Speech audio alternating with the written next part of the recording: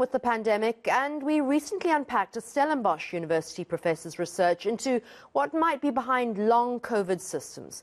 Professor Resia Pretorius and her team were looking into the potential link between blood clots and lingering body aches, headaches, and even that horrible brain fog.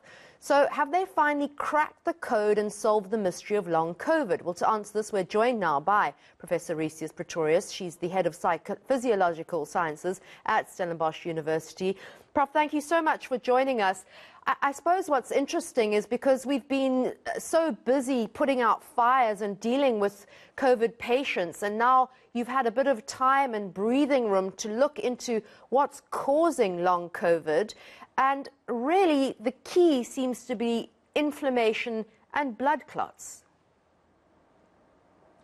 Yes, that's very true. So we have been studying blood samples from individuals with long COVID over the past year or so, and we have discovered that in the blood of these long COVID patients, we have persistent clots that are in circulation, and it seems that these clots are central to causing many of the lingering symptoms that we have been noted in long COVID. So these symptoms, as you rightly mentioned, include anything from brain fog to concentration issues, body aches, and really some people are very much debilitated. They cannot work anymore and they're bedridden.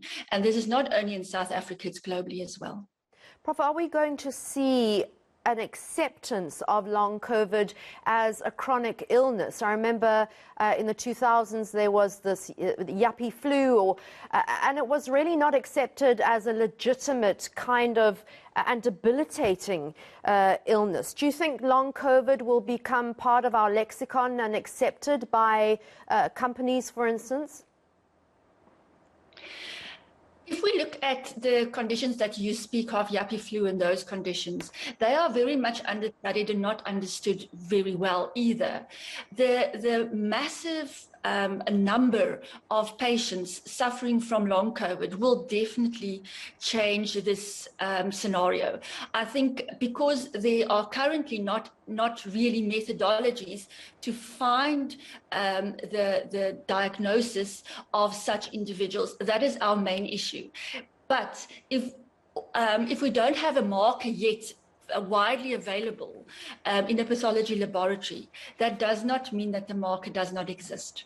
So what the main issue is currently is that when patients with long COVID go to the pathology laboratories or to their clinicians, they typically would go to a pathology lab to do some blood analysis, and all of the markers come back within the normal ranges. That is the main issue that currently is happening. However, in Stellenbosch University and with our research, we have found the marker, and that is the microclots.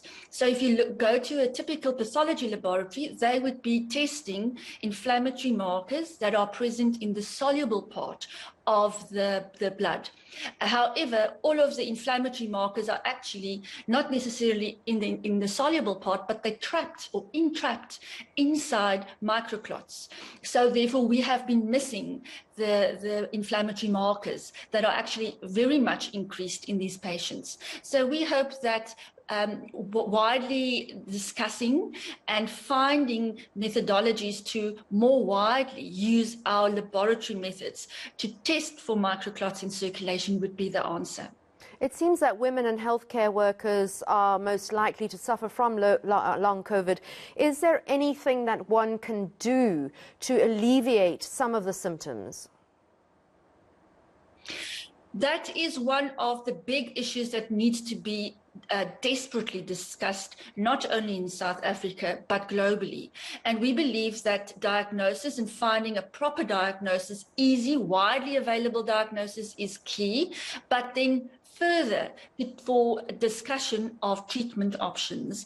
Now, one of the important things that we need to get going in South Africa and globally will be clinical trials to see if we can get wider acceptance of the use of a a method where we break down the clotlets in circulation and calm down the coagulation system. Now, in South Africa, there is no talks currently to do such clinical trials. However, myself and numerous collaborators globally from various universities, and it includes researchers and clinicians, are embarking on getting clinical trials going in the USA as well as in the UK. So hopefully soon we will have clinical trials to have proven methodologies for treatment, because that is key. Prof, we're so proud that you're one of the front runners in the world when it's dealing with this kind of investigation and research. Please keep it up and keep the South African flag flying high for us. Well, that is Professor Resia Pretorius. She's the head of Physiological Sciences at Stellenbosch University.